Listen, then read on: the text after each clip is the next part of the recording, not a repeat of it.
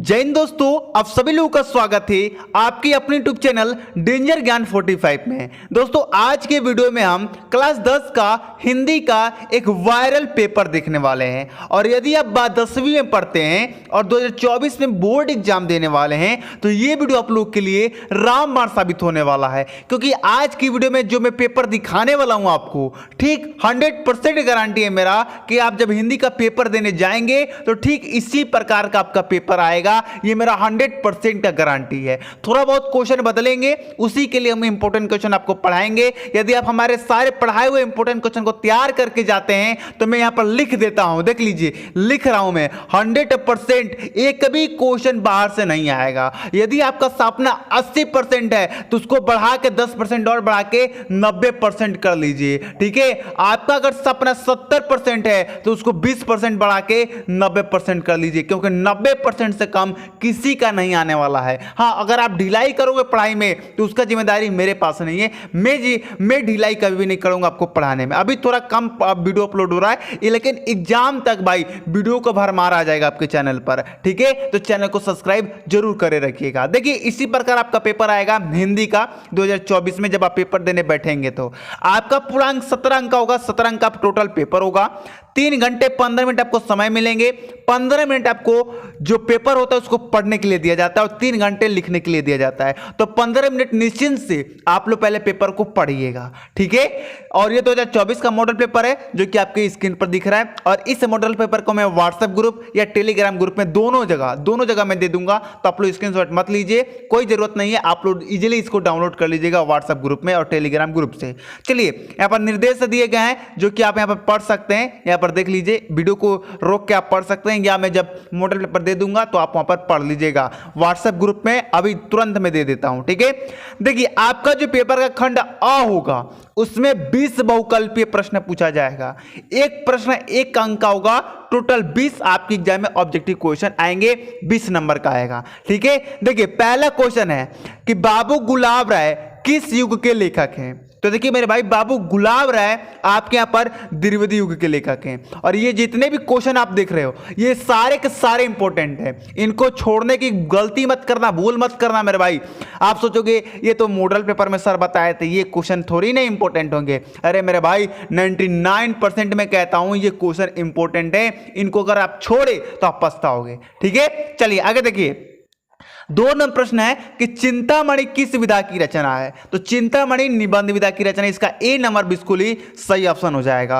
और दोस्तों वीडियो को एक लाइक जरूर कर दीजिएगा, क्योंकि वीडियो बनाने में मेहनत लगती है। आप तो आते हो, वीडियो देखते हो, वीडियो में इंपॉर्टेंट क्वेश्चन आता है उसको उतारते हो, याद कर लेते हो, एग्जाम में जाकर लिख कर जाते हो, नंबर आपको मिल जाता है। लेकिन हमें क्या, हम तो बस आपसे 1 लाइक मांगते हैं, बस 1 लाइक, एक बस क्लिक कर देना। ना आपका 1 रुपया लगेगा ना मुझे 1 रुपया मिलेगा। आप YouTube पर पता कर लेना, लाइक से किसी को रुपया नहीं मिलता है, किसी को पैसा नहीं मिलता है, ठीक है। तो आप 1 लाइक जरूर कर दीजिएगा और चैनल को सब्सक्राइब कर लीजिए। वो भी आपके लिए बोल रहा हूं कि क्योंकि अगर आपको 90% का सपना है तो चैनल को सब्सक्राइब तो आपको करना ही है। आज नहीं तो आप कल कीजिएगा, क्योंकि कल, आज नहीं तो कल मैं ऐसा वीडियो बनाने वाला हूं कि आप दंग हो जाने वाले हो, ठीक है। आप हमारे पुराने वाले वीडियो को देखना, जो बताया हूं वही आया एग्जाम में, और इस साल भी वही आएगा जो मैं बताऊंगा, ठीक है। चलिए आगे देखिए, 3 नंबर प्रश्न है गबन किसकी रचना है।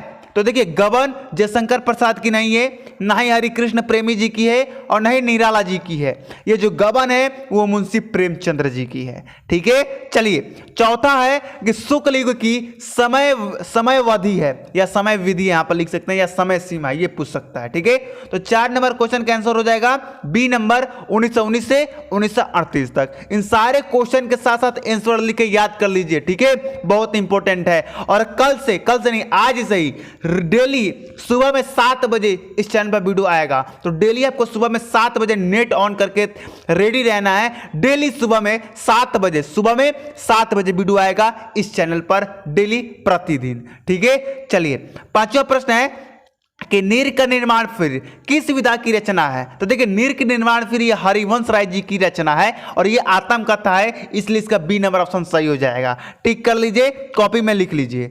देखिए 6 नंबर प्रश्न है कि प्रिय प्रवास किस युग की रचना है? तो प्रिय प्रवास द्विवेदी युग की रचना है, इसका ए नंबर बिल्कुल ही सही हो जाएगा। ठीक है, चलिए अगर आपको कोई डाउट रहता है, कोई क्वेश्चन आपको नहीं आ रहा है, तो उसका फोटो खींच के आप मेरे नंबर पर भेज दीजिएगा, मैं उसका हल करके आपको दे दूंगा। ये मेरी तरफ से गिफ्ट रहेगी, आपको हेल्प रहेगी, आपको हर चीज का पीडीएफ में आपको दे दूंगा फ्री में। बस मैं आपको नंबर दूंगा लास्ट में, उस पर आपको मैसेज करना है। अब आप कहोगे सर आप फ्री में पीडीएफ दे रहे हो, फ्री में अपना समय दे रहे हो, इससे आपको क्या फायदा है? मेरा ये फायदा भाई कि मुझे पढ़ाने में बहुत अच्छा लगता है, मुझे पढ़ाने में बहुत मजा आता है। ठीक है, मेरा एक शौक है ये, और इसी शौक में पूरा करना चाहता हूं। तो आप लोग उस नंबर मैसेज जरूर कीजिएगा। कोई पीडीएफ की जरूरत है, कोई डाउट है तो जरूर आपको क्लियर किया जाएगा, जरूर। और फोन मत कीजिएगा मेरे भाई, फोन करके आप डिस्टर्ब कर देते हो, इसलिए फोन आप लोग कदापि मत कीजिएगा, सिर्फ मैसेज कीजिएगा। ठीक है, चलिए 7 नंबर है प्रश्न है कि मधुशाला किसकी रचना है? तो मधुशाला जो है भाई वो आपके हरिवंश राय बच्चन जी की है, सी नंबर ऑप्शन सही हो जाएगा। 8 नंबर प्रश्न है कि भारत भारती किसकी रचना है? तो भारत भारती आपकी मैं बता दूं मैथिली शरण गुप्त की रचना है, बी नंबर ऑप्शन सही हो जाएगा। 9 नंबर प्रश्न है कि आधुनिक काल कब से कब तक चला? तो आधुनिक काल जो है भाई वो 1843 से अब तक चल रहा है, इसका ए नंबर सही है।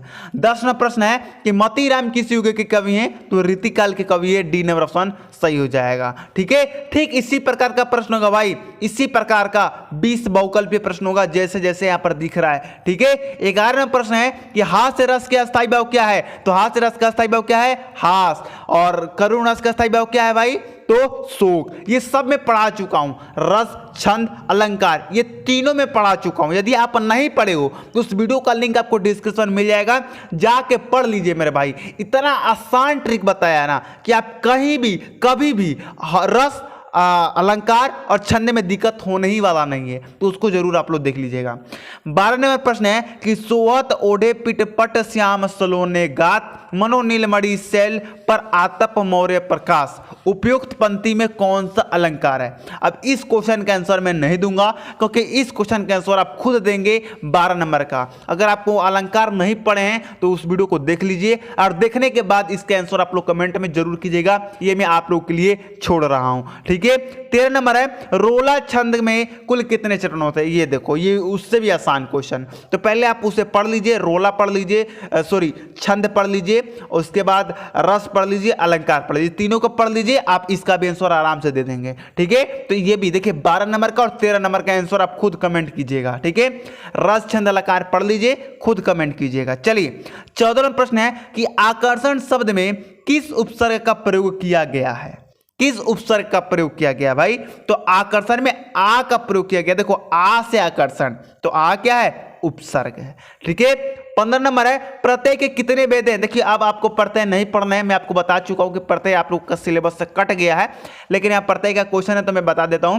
प्रत्यय के कितने भेद हैं? तो प्रत्यय के 2 भेद हैं। ठीक है, ये याद मत कीजिएगा, अब प्रत्यय का कोई भी क्वेश्चन आपके एग्जाम में नहीं आएगा। ठीक है, 16 नंबर प्रश्न है कि पीताम्बर में कौन सा समास है? ये भी क्वेश्चन आपको नहीं पढ़ना है। क्यों नहीं पढ़ना है? क्योंकि पीताम्बर जो है भाई वो बहुव्रीहि समास है, और आपके सिलेबस में बस 2 ही समास पढ़ना है, एक द्वंद्व समास पढ़ना है और एक दीर्घ समास पढ़ना है, और कोई भी समास नहीं पढ़ना है। तो ये क्वेश्चन गलत है। ठीक है, चलिए आगे देखिए। 17 प्रश्न है कि आंसू का तत्सम रूप है, तो अश्रु हो जाएगा, ए नंबर बिल्कुल सही हो जाएगा, इसे आपको पढ़ना है। यण संधि का सूत्र है, ये तो आपको नहीं पढ़ना, संधि भी आपके सिलेबस से कट गया है, इसलिए आप संधि मत पढ़िएगा, संधि पढ़ने का कोई भी फायदा आपको नहीं मिलेगा। ठीक है, चलिए आगे देखिए। 19 नंबर प्रश्न है कि फलसे शब्द का वचन और विभक्ति है, ये भी कट चुका है, लेकिन मैं आपको बताऊंगा, क्योंकि अभी ये पूरा मतलब 100% ये नहीं है कि ये कटा है, विभक्त और वचन कटा है कि नहीं, ये 100% डिसाइड नहीं है, इसलिए मैं अभी कराऊंगा। जैसे मॉडल पेपर जारी हो जाएगा यूपी बोर्ड को ऑफिशियल वेबसाइट पर, तभी आप लोग इसे मत पढ़िएगा। ठीक है, तो 19 नंबर का राइट ऑप्शन हो जाएगा आपका ए, षष्ठी विभक्त और वेक वचन। ठीक है, 20 नंबर है अपठित धातु का वचन एवं पुरुष है, तो ये आपका बी नंबर हो जाएगा, ये प्रथम पुरुष और एक वचन है। ठीक है, तो इस प्रकार लगातार आपके एग्जाम में 20 बहुकल्पीय प्रश्न पूछे जाएंगे। चलिए आगे बढ़ते हैं खंड ब में। अब यहां पे आपसे वर्णनात्मक प्रश्न पूछा जाएगा, बोले तो इंग्लिश में सब्जेक्टिव क्वेश्चन पूछा जाएगा। टोटल 50 अंक का, 20 अंक का बहुकल्पीय प्रश्न और 50 अंक का वर्णनात्मक प्रश्न, टोटल 70 अंक का आपका पेपर होता है। क्लियर है? चलिए अब वर्णनात्मक प्रश्न में जो पहला प्रश्न होगा भाई, उसमें बोला जाएगा कि निम्नलिखित गद्यांश पर आधारित 3 प्रश्नों का उत्तर दीजिए। 2 गद्यांश दिए जाएंगे आपके पेपर में, उसमें से किसी एक गद्यांश को आपके उत्तर देने होंगे उसके नीचे दिए हुए क्वेश्चन का। तो देखिए पहला गद्यांश है, यह कोई बात नहीं कि एक स्वभाव और रुचि के लोगों से में ही मित्रता हो सकती है।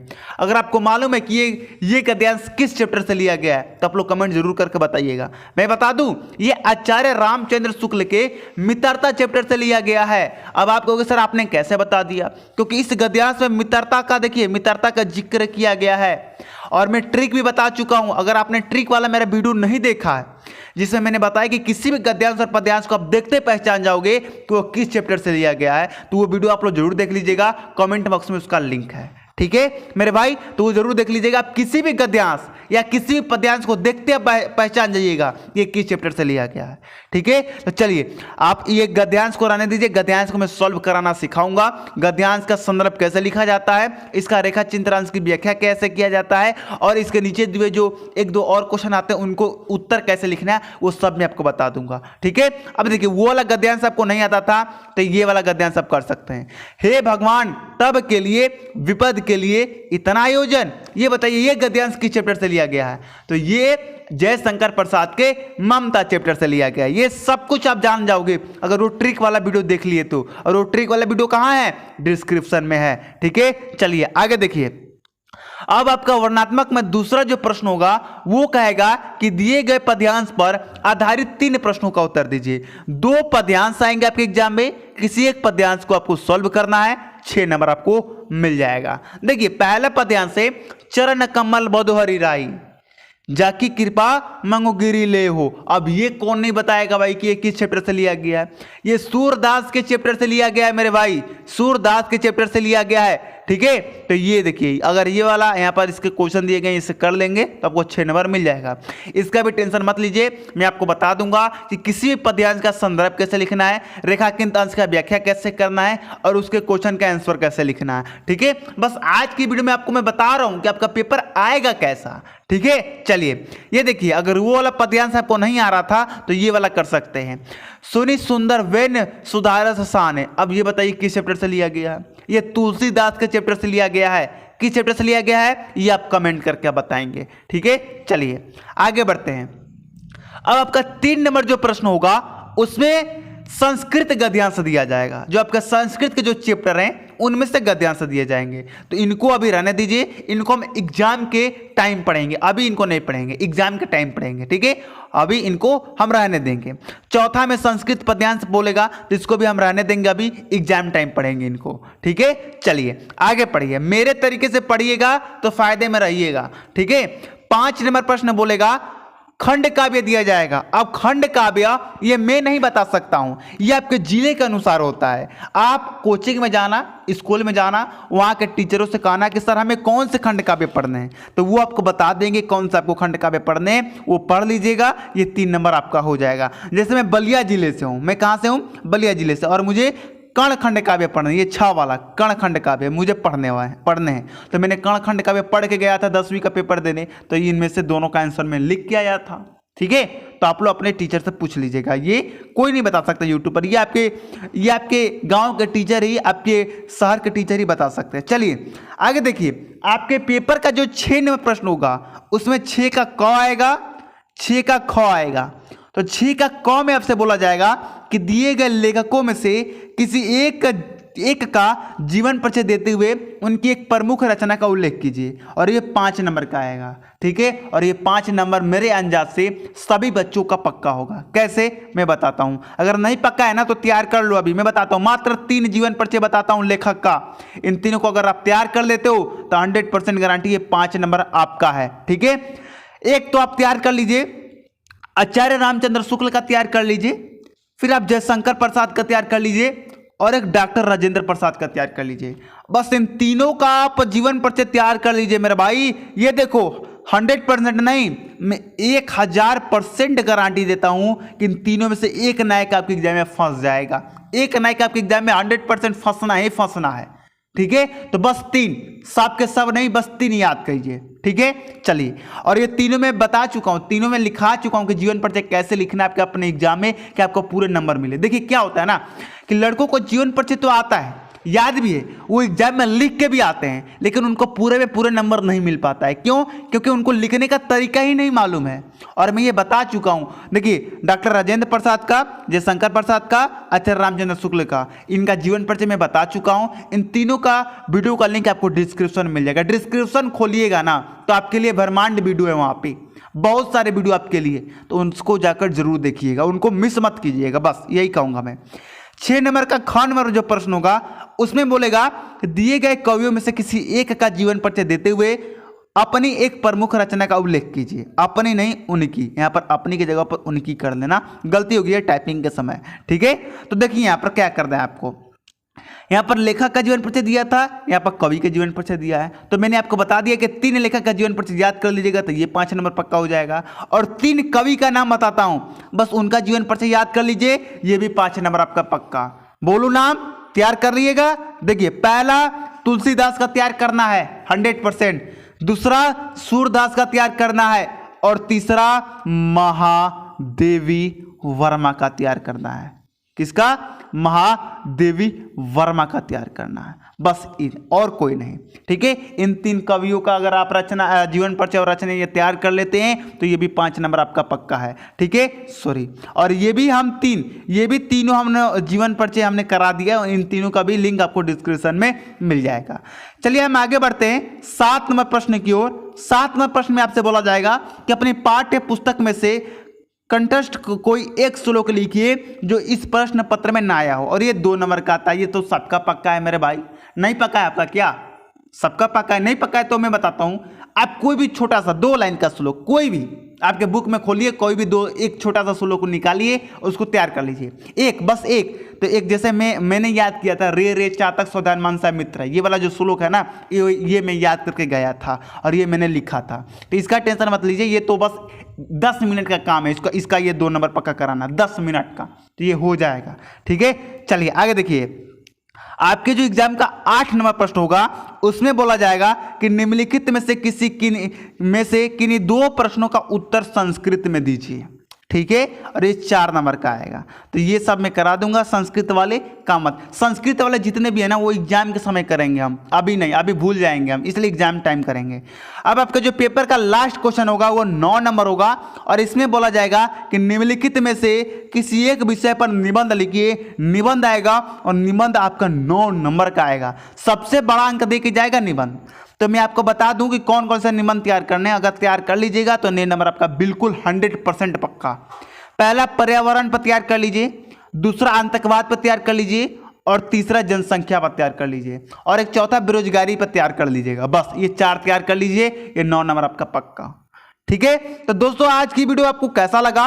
वीडियो पसंद आए तो वीडियो को लाइक और चैनल को सब्सक्राइब जरूर कर लीजिएगा। तब तक हमें जाने का याद दीजिए, हम मिलते हैं आपको नेक्स्ट वीडियो में एक नेक्स्ट टॉपिक के साथ। तब तक जय हिंद, जय भारत।